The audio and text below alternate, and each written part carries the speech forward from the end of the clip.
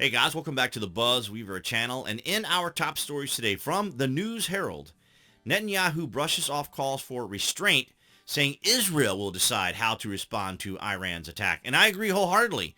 I didn't see anyone telling the United States to restrain from when we engage in certain events across the world. Of course, most likely a lot of them protest the fact that we're doing it, but nonetheless, we are very rarely ever called to restrain when we're responding to something, which is kind of interesting but not unexpected. Jerusalem. Israeli Prime Minister Benjamin Netanyahu said Wednesday his country would be the one to decide whether how to respond to Iran's major air assault earlier this week, brushing off calls for restraint from close allies. Now, of course, Iran had to do some sort of response as a result of the death of one of their commanders in Syria. They couldn't just allow the Israelis to get away with what they would perceive as being a direct threat to them, particularly from an enemy, because they despise Israel. Now, many people like to make the correction that Iran is Persia, but the point being, when I said the Middle East is waiting to see what they do, or the Arab world is waiting to see what Iran does, is not necessarily because they're Persians or the distinction between them being Persians and are Arabs, which is an absurd distinction that I have to make, because the idea here is saving face. Iran had to respond to what they perceive as their enemy. If they didn't do something, then the Arab world and the Persian world, if the distinction needs to be made, would realize, or probably overturn the government if the leadership did not try to respond to an enemy. Israel has vowed to respond to Iran's unprecedented attack without saying when or how, leaving the region bracing for further escalation after months of unrest linked to the ongoing war in Gaza. Israel's allies have been urging Israel since the attack to hold back on any response that could spiral. These calls were repeated on Wednesday during visits by the British and German Foreign Ministry. And as you know, ladies and gentlemen, as we discuss here on the BuzWeaver channel, when it comes to leftists, activists, and even extremists, the United States always asks for restraint because they know these people will act out of passion, out of a knee-jerk reaction, out of that desire to exert their will, while other individuals, your restrained, common sense, rational thinking sorts of people, are the ones who typically get arrested for their safety, of course, because I can't anticipate that they're going to be going after the mob. But nonetheless, Iran's response, from the AP, the latest Iran president warns of massive response if Israel launches tiniest invasion. So this was their face-saving move. So now they were able to save face as Persians in Iran to the Arab world and their citizens. They were able to save face. I hope I made a clear enough distinction for everyone.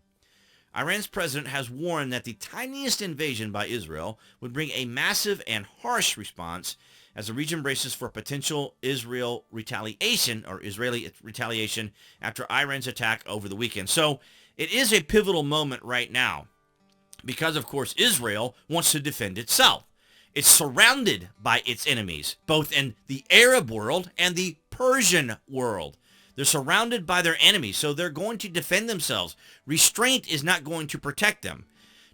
Diplomacy at times is not going to protect them, because despite the Western mindset of diplomacy and decorum and courtesy, just because you don't eat the lion doesn't mean that the lion won't eat you.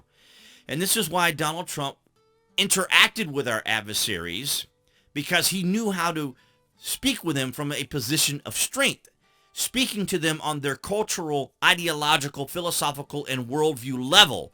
But see, the West just self-aggrandizes itself, like the Biden administration, believing that they can just word their way through things, discuss their way through things, debate their way through things, strongly worded letters, all these acts of decorum and civility and so forth, right?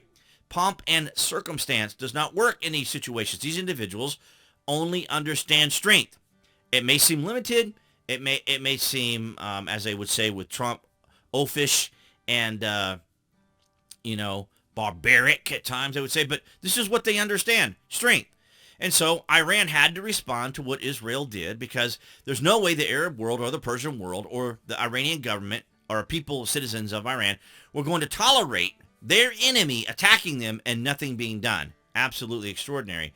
Meanwhile, here in the United States, from the Daily Mail, Pentagon Chief Lloyd Austin forced to stop speaking after relentless heckling by pro-Hamas protesters as he pledges ironclad military support for Israel after Iran's reckless assault, and defends $850 billion 2025 budget. So there you have it, ladies and gentlemen. Here in the United States, we have individuals protected by the Constitution, protected by our law enforcement when they do act in many cases, out there protesting, even shouting death to America. And this is why they are so comfortable here, because if they tried what they're doing now in these very countries that they profess to protect, it'd be a totally different story, particularly the women, incidentally. If they were protesting, what would happen? So Chief Lloyd Austin was interrupted by pro-Hamas protesters multiple times as he pleaded with lawmakers for billions to combat growing threats posed by Iran and other adversaries.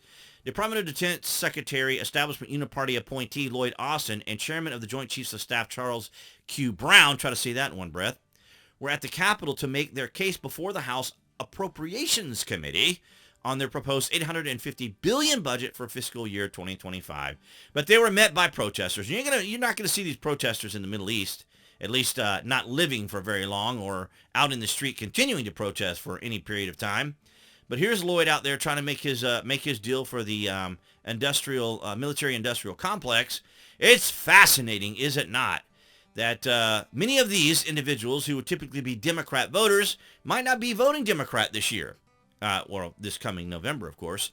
So it's very fascinating to me to see how this is kind of, not working out very well for the Biden administration. Not to mention the fact that Lloyd Austin had a procedure done in a hospital and had complications and did not inform the president for several days. Now, imagine if this attack had happened, October 7th had happened, while Lloyd Austin was having that procedure done, and Joe Biden had no idea where his Establishment Uniparty assigned chief of staff would be, or Department of Defense secretary would be. Absolutely extraordinary. And I don't blame Israel whatsoever in saying that they would, they're there to defend themselves, because they can't rely on strongly worded letters and diplomacy and decorum and negotiations, because how many negotiations have they had? Remember the Abraham Accords with Donald Trump, which I still think there would be none of this war going on right now if Donald Trump had been in office. But our adversaries can see weakness, as I said. They can see the weakness, they know what's going on, and they're going to act. And that's just what they're going to do. And I don't blame Netanyahu, because you can't rely on words to stop extremists, especially those that are willing to shoot rockets into your country, fly into your country, and kill your citizens. And apparently these protesters don't realize there's still hostages in Gaza. There are still hostages there. So that needs to be reconciled as well before any sort of peace negotiation and so forth can be considered. But nonetheless, guys, I want to thank all of you across New Tech, that's Rumble, BitChute, and Odyssey, for your guys' continued support, as well as all of your guys' support here on YouTube. And below the video, of course, you can find the various social media links that I belong to. I'd encourage you guys to follow me there. If you are a Prime member or order frequently from Amazon, by all means, use my links down below, as it helps out the channel and is greatly appreciated. And if you're interested in a VPN, I like TrustZone myself. It's great. Then I have those available down there for you to make it easy for you guys to help contribute to the channel. But of course, your likes, your shares, and your comments do an amazing job to do that. And I'll see all you guys in the next video.